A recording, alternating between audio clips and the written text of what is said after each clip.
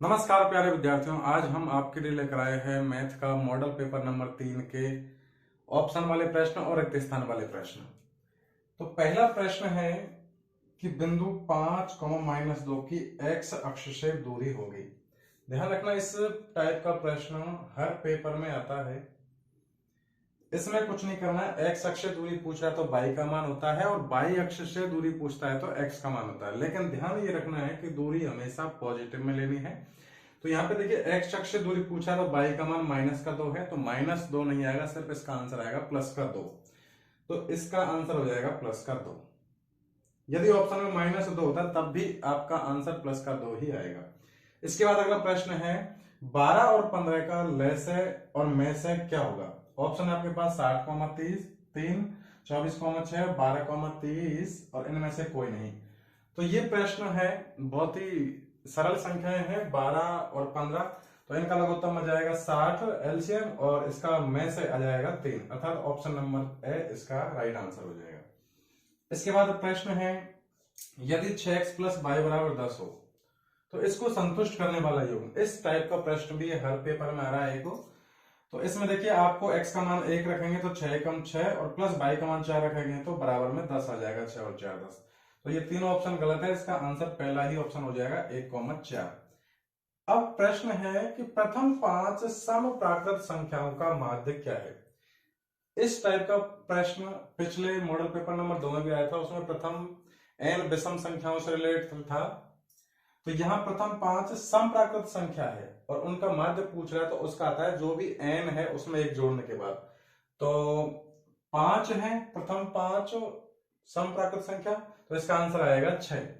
और यदि इसी का प्रश्न ये होता है कि प्रथम 5 विषम प्राकृत संख्याओं का माध्य क्या होगा, तो उसका आंसर आता सीधा 5। यदि त्रिभुज एबीसी और त्रिभुज डीईएफ, कोई दो त्रिभुज है, त्रिभुज एबीसी में कोण ए 50 डिग्री, बी 70 डिग्री और कोण सी = 60 डिग्री। इसी प्रकार कोण त्रिभुज डीईएफ में डी = 60 डिग्री, ई = 70 डिग्री और कोण एफ बराबर है 50 डिग्री। आपको इनमें से ये बताने हैं दिए गए ऑप्शनों में से कि कौन सा समरूप वाला ऑप्शन सही है। तो ध्यान रखिए, कोण ए के बराबर ए 50 है और यहां पर कोण एफ बराबर 50 है, तो ए के साथ एफ वाला पेयर बनेगा। इसके बाद बी, कोण बी 70 है और यहाँ पे कोण ई 70 है, अर्थात यदि त्रिभुजों का नाम लिखोगे आप, तो जैसे ए तो दूसरे वाले त्रिभुज में ए के साथ एफ आएगा, फिर बी तो यहां बी आएगा, तो यहाँ 70 किस में है, ई में, तो ई। इसके बाद सी में 60 है तो ए बी सी और यहाँ 60 है डी में, अर्थात त्रिभुज एबीसी और त्रिभुज एफ ई डी ये दोनों समरूप होंगे, अर्थात इसका आंसर हो जाएगा ऑप्शन नंबर द, त्रिभुज एबीसी समरूप त्रिभुज एफ ई डी। समांतर श्रेणी 21, 42, 63, 84 ... का कौन सा पद 210 है। तो चूंकि हम जानते हैं कि सिंस वी नो दैट, हम जानते हैं कि समांतर श्रेणी का n बराबर होता है a + n - 1 × d। तो यहां दे रखा कौन सा पद 210 है, अर्थात an का मान दे रखा 210, तो 210 बराबर ए प्रथम पद, समांतर श्रेणी का प्रथम पद है 21 प्लस n - 1, चूंकि n का मान पूछ रहा है कौन सा पद, यानी n का मान पूछ रहा है, तो n - 1 d का मान देखो, ये 42, 21, 42, 63 सब में 21 का अंतर है, तो d का मान हो जाएगा 21। इसको सरल करेंगे तो ये आ जाएगा 210 - 21 बराबर n - 1 × 21, या फिर ये 210 में से 21 जाएगा तो ये बचेगा 189, अर्थात n - 1 × 21 बराबर 189, और 21 से 189 कटेगा 9 बार, ये मान आएगा n - 1 बराबर 9, इसलिए n का मान हो जाएगा 9 + 1 यानी 10। अर्थात इस दी गई एपी 21, 42, 63, 84 का 210वां पद होगा, अर्थात ऑप्शन नंबर बे 10 इसका सही आंसर है। यदि बहुपद fx = 5x² + 13x + k का एक शून्यक दूसरे का व्युत्क्रम हो तो k का मान आपसे पूछा जा रहा है।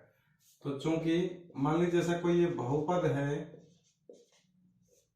ax² + bx + c, और यदि इसका एक शून्यक अल्फा है, तो सवाल में ये कह रहा है कि इसका एक शून्यक दूसरे का व्युत्क्रम है, तो दूसरा शून्यक अपन को मान के चलना पड़ेगा इसका 1 यानी व्युत्क्रम।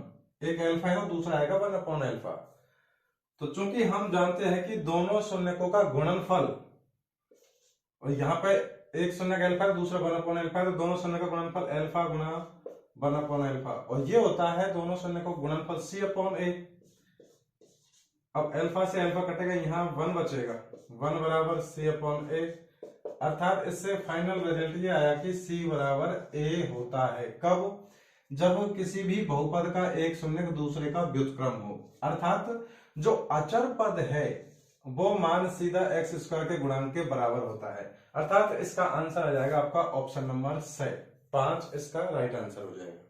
3.5 सेमी त्रिज्या वाले वृत्त का व्यास होगा, यानी आपको वृत्त की त्रिज्या दे रखी है, व्यास आपसे पूछ रहा है, तो चूंकि त्रिज्या का डबल होता है व्यास, तो 3.5 का डबल करेंगे तो ये आएगा 7 सेमी, क्योंकि ये 3.5 सेमी में है तो ये भी सेमी में आएगा। अब ध्यान रखना इसमें व्यास पूछ रहा है, इसी प्रश्न को ऐसे पूछ सकता है कि 3.5 सेमी त्रिज्या का क्षेत्रफल क्या है या फिर परिधि क्या है, तो थोड़ा सा आपको ध्यान रखना है।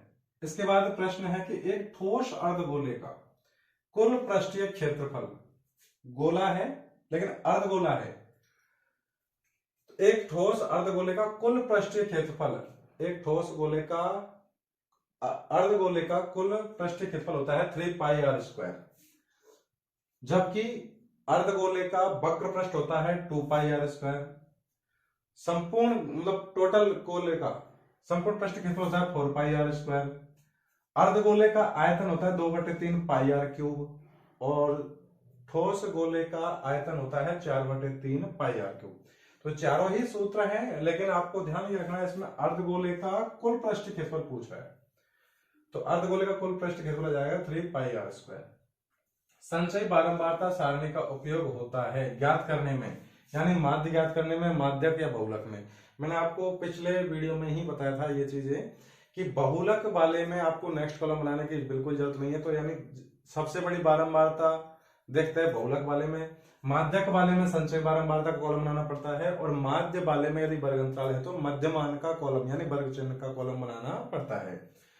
तो संचयी बारंबारता माध्यक वाले सवाल में ज्ञात करते हैं। इसके बाद प्रश्न है कि sin² 50 प्लस cos² 50 प्लस 1, तो ध्यान रखना sin² प्लस cos² 50 ये तो हो गया, इसका मान तो 1, और इसमें एक ऐड और कर रखा है तो इसका आंसर हो जाएगा 2। इसके बाद प्रश्न है कि यदि वृत्त का व्यास जीवाओं में से प्रत्येक को समद्विभाजित करे तो जीवाएं होती है। जैसे मान लीजिए कि ये कोई वृत्त है, ये इसका व्यास है, अब मान लीजिए दो जीवा कोई इस तरीके की है और ये व्यास दोनों जीवाओं को समान दो भागों में समान दो भागों में विभाजित करता है। इसका मतलब क्या हुआ कि ये जो दोनों जीवाएं हैं ये दोनों आपस में समांतर है। एक सीधी छड़ की लंबाई उसकी परछाई में √3:1 का अनुपात है, तो सूर्य का उन्नयन कोण क्या होगा। देखिए ये कोई छड़ है, मान लीजिए इसकी लंबाई दे रखी है, इसने √3 परछाई अनुपात दे रखा है 1, तो √3 मान लीजिए इसकी लंबाई है छड़ की और इसकी परछाई की लंबाई है 1, इन दोनों का अनुपात दे रखा है। ये एक समकोण त्रिभुज जो बनता है इस प्रकार के प्रश्नों में, तो इस कोण के लिए ये लंब हो जाएगा, ये आधार हो जाएगा। चूंकि लंब बटे आधार ये होता है tan थीटा, तो √3/1 यानी √3, और √3 tan में मान होता है tan 60 डिग्री का, इसलिए tan से tan कैंसिल हो जाएगा, यहाँ पर थीटा का मान आएगा 60 डिग्री, अर्थात उस समय सूर्य का उन्नयन कोण हो जाएगा 60 डिग्री जब छड़ की लंबाई और उसकी परछाई में √3:1 का अनुपात होगा। दो पासों को उछालने पर उनके अंकों का योगफल 7 या 11 आने की प्रायिकता क्या होगी। तो चूंकि दो पासों को उछालेंगे तो उसके लिए कुल संभावित परिणाम जो 36 बनेंगे वो इस प्रकार है, यानी पहले पासे पर 1 आए, दूसरे पर भी 1 आए, पहले पर 1 आए, दूसरे पर 2 आए, पहले पर 1 आए, दूसरे पर 3 आए, इस तरीके से पहले पर 2 आए, दूसरे पर 1 आए, पहले पर 2 आए, दूसरे पर 2 आए, इस तरीके से कुल 36 संभावित परिणाम बनते हैं।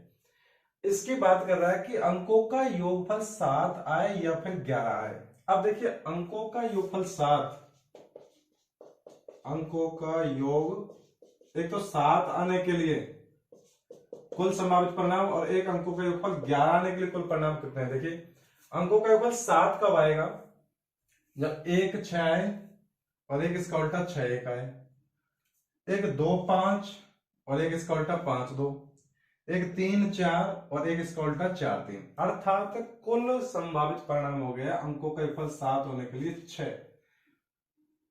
इसके बाद ये पूछ रहा है कि या 11 होने की प्रायिकता, अर्थात अंकों का योगफल 11 होने को भी इसमें काउंट कर रखा है। तो अंकों का योगफल 11 होने के लिए सिर्फ दो कंडीशन है, 5 6 और 6 5, ये दो परिणाम हुए। अब कुल संभावित परिणाम अंकों का योगफल 7 या 11 होने के लिए अनुकूल परिणाम हो जाएंगे, दोनों को जोड़ना है, 6 + 2 8 बटे कुल संभावित परिणाम 36, तो ये हो जाएगा 8 बटे 36। अब ये 8 और 36 दोनों कटते 4 से, 4 दूनी 8 और 4 नाम 36, अर्थात इस प्रश्न का आंसर आ जाएगा 2 बटे 9, यानी दो पासों को एक साथ फेंकने पर अंकों का योगफल 7 या फिर 11 आने की प्रायिकता हो जाएगी 2 बटे 9। सेम यही प्रश्न को घुमा के वो 7 या 11 ना पूछ के इस तरीके से पूछ सकता है कि दोनों पासों पर समान अंक आने की प्रायिकता, दोनों पासों पर अंकों का योगफल 10 आने की प्रायिकता, दोनों पासे पर अंकों का योगफल 12 से अधिक आने की प्रायिकता। इस तरीके से इसमें बहुत से प्रश्न बनते हैं। आपको थोड़ा सा ध्यान रखना है, यह वाले प्रश्न में दोनों के अनुकूल परिणाम जोड़ने होते हैं। यदि एक समांतर श्रेणी का प्रथम पद 2 एवं सार अंतर 8 है तथा n पदों का योगफल 90 है, तो n का मान क्या होगा। चूंकि अपन को पता है कि किसी भी समांतर श्रेणी के n पदों के योगफल के दो सूत्र होते हैं, Sn बराबर n/2 2a + n - 1 × d। ये तब काम आएगा जब इसमें प्रथम पद दिया होगा, सार अंतर दिया होगा और पदों की संख्या होगी। तब ये वाला फॉर्मूला कब काम आएगा, जब इसमें प्रथम पद और अंतिम पद होगा और पदों की संख्या होगी। इसमें सारवंतर की जरूरत नहीं, जबकि यदि सारवंतर है तो ये वाला सूत्र आपको काम में लेना है। अब देखिए सवाल में क्या दे रखा है कि n पदों का योगफल 90 है, अर्थात पदों का पता नहीं, अपन को पदों की संख्या पूछ रहा है, लेकिन उनका योगफल है वो 90 है। अर्थात इस सूत्र में मान रखेंगे, Sn का मान 90 दे रखा है सवाल में, n का मान पूछ रहा है, अर्थात n/2 एज इट इज 2 गुना प्रथम पद a सवाल में दे रखा है 2 प्लस n का मान पूछ रहा है तो n - 1 × d, सारवंतर दे रखा है 8। इसको थोड़ा सा कैलकुलेट करेंगे तो यह जाएगा 90 बराबर, यहां से देखिए 2 कॉमन आ रहा है तो मैं 2 कॉमन लूंगा और बटे ये 2 एज, ये बचेगा 2 + n - 1 गुणा 4, ये 2 से 2 कट जाएगा। इसके बाद यहां आएगा 90 बराबर, इसको n को अंदर गुणा कर देता हूं, यह आएगा 2n प्लस n को n से गुणा करना है n² और उसको 4 से भी गुणा करना है, या फिर एक स्टेप अपन दोबारा से लिख लेते हैं n2 प्लस, पहले 4 को अंदर गुणा कर लेते हैं 4n - 4, तो n इसको सॉल्व करेंगे तो 4n प्लस का 2 है माइनस का 4 है तो माइनस का 2 बचेगा। अब इसको गुणा कर लीजिए, 4n को n से गुणा करेंगे तो ये आएगा 4n² और माइनस के 2 को n से गुणा करेंगे ये आएगा माइनस का 2n, अर्थात इधर 90 के बराबर में ये आ रहा है। तो अपन इस ये द्विघात समीकरण बन गया तो इसको एक तरफ ले लेंगे सबको, तो ये 4n² - 2n उधर पहले से है तो इनको उधर ही रहने देंगे, 4n² - 2n, ये 90 इधर है, इसको भी उधर ले जाएंगे, ये माइनस का हो जाएगा और इधर बराबर में रह जाएगा 0। अब ये द्विघात समीकरण बन गया, लेकिन इससे पहले यहाँ पे 2 कॉमन आ रहा है सब में, तो 2 का भाग दे देंगे और वो 0 में चला जाएगा, तो ये हो जाएगा 2n² - n - 45 बराबर 0। अब इसके फैक्टर करने हैं, यानी इस n की जगह पर आपको ऐसी दो संख्याएं लेनी है n के रूप में जिनका गुणनफल तो आया माइनस का 90n², क्योंकि 2n² को -45 माइनस का 90n² आना चाहिए, और माइनस का रहा गुणनफल इसलिए बीच वाली संख्या -n ये आनी चाहिए घटाने पर, तो 10 और 9 हो जाएगा, यहां से 2n² माइनस का 10n और प्लस का 9n, क्योंकि इन दोनों का डिफरेंस माइनस का n आ जाएगा, और इन दोनों को गुणा करेंगे तो माइनस का 90 n स्क्वायर आ जाएगा, -45 एज इट इज। यहां से देखिए 2n कॉमन आ रहा है, तो ये बचेगा n-5 प्लस यहां से 9 कॉमन आ रहा है n-5। n-5 एक फैक्टर हो गया,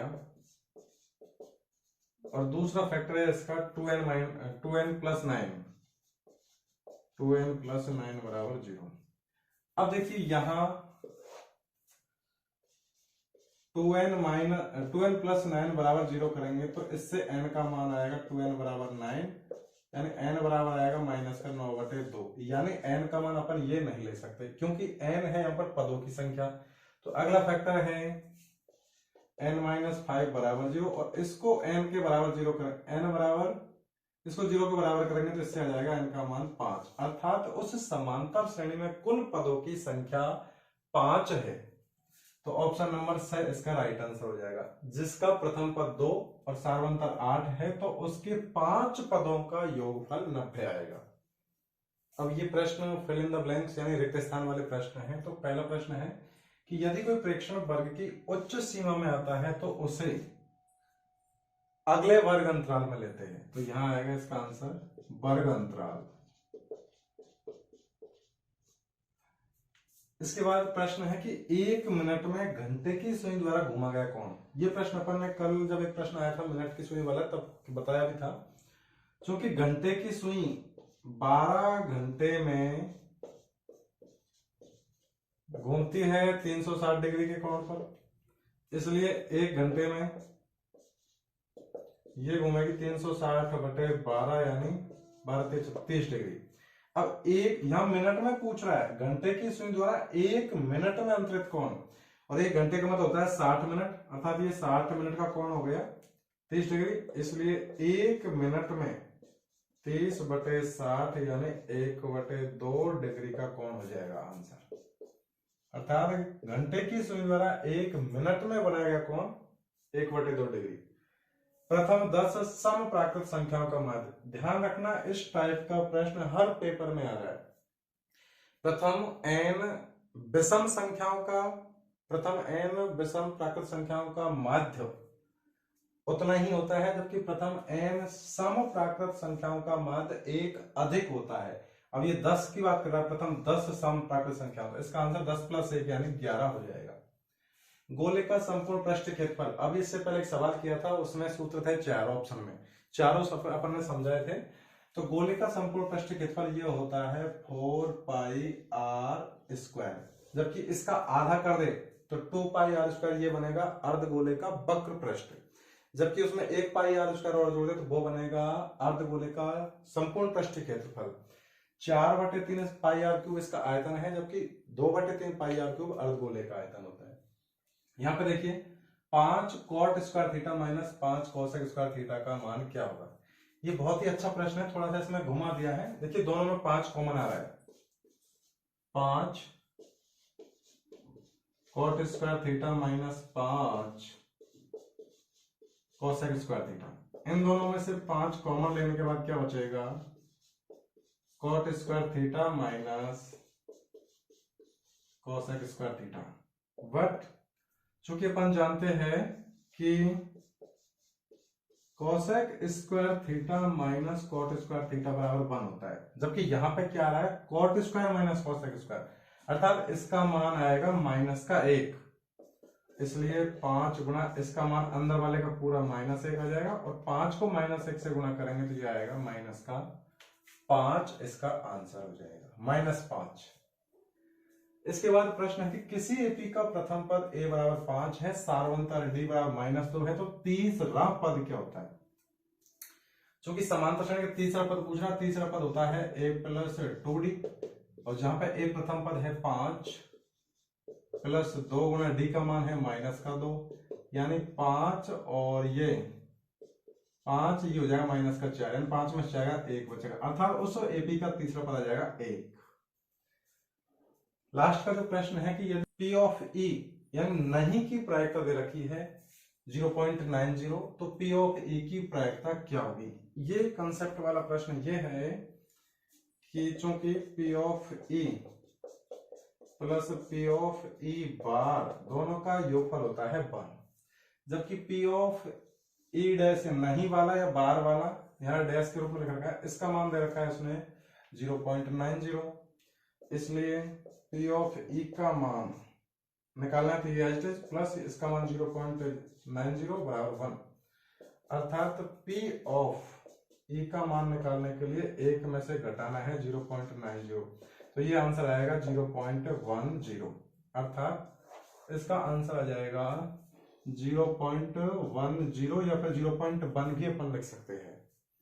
तो इस प्रकार प्रत्येक मॉडल पेपर के अपन बेसिक प्रश्न इसलिए कर रहे हैं, सिर्फ विकल्पात्मक और रिक्त स्थान वाले प्रश्न, ताकि आपके पूरे प्रश्नावलियों का रिवीजन बेसिक कंसेप्ट के आधार पर हो सकते हैं, ताकि इस टाइप के प्रश्न यदि बड़े भी आ जाओ तो उनको आप हैंडल कर सको।